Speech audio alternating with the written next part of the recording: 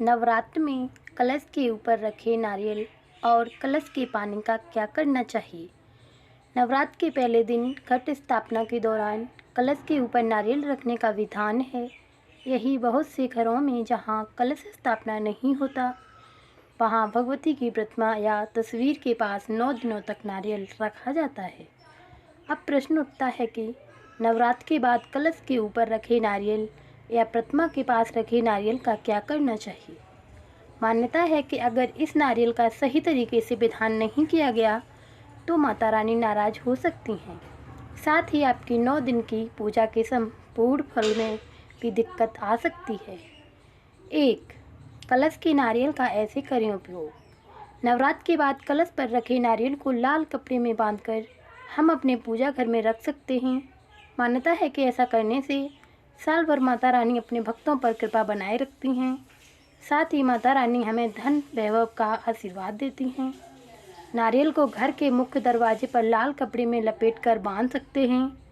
फिर अगली नवरात्र के बाद पहले से बंधे नारियल को नदी में प्रवाहित कर दें और उसके स्थान पर नवरात्र के बाद कलश में हटाए नारियल को उसी प्रक्रिया से बांध दें।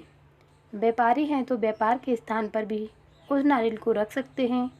इससे व्यापार में बरकत बनी रहती है।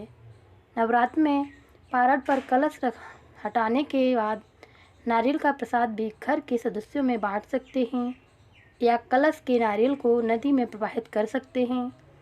कन्या पूजन में भी नारियल का प्रसाद बांटा जा सकता है। 2. अक्षत का क्या करें।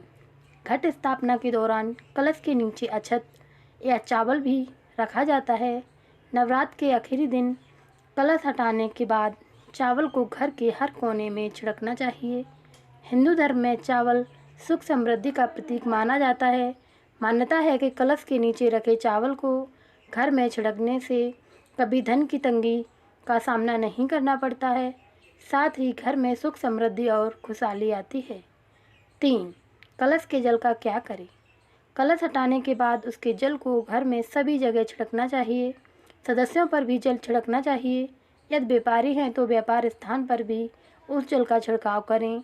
किसान हैं तो खेत में उस जल का छिड़काव करें। इससे सुख समृद्धि बनी रहेगी। इसके अलावा हमें नारियल नवरात्रि समाप्त होने के बाद पूजा पाठ की सामग्री को नदी में प्रवाहित कर सकते हैं। माना जाता है कि ऐसा करने से किसी भी प्रकार का दोष नहीं लगता और पूजा का संपूर्ण फल हमें प्राप्त होता है। दोस्तों, यह जानकारी वास्तु शास्त्र के अनुसार है। आपको यह जानकारी अच्छी लगी हो तो हमारे चैनल को सब्सक्राइब कर लें। माँ दुर्गा आपके जीवन में खुशियाँ भर देंगी। धन्यवाद।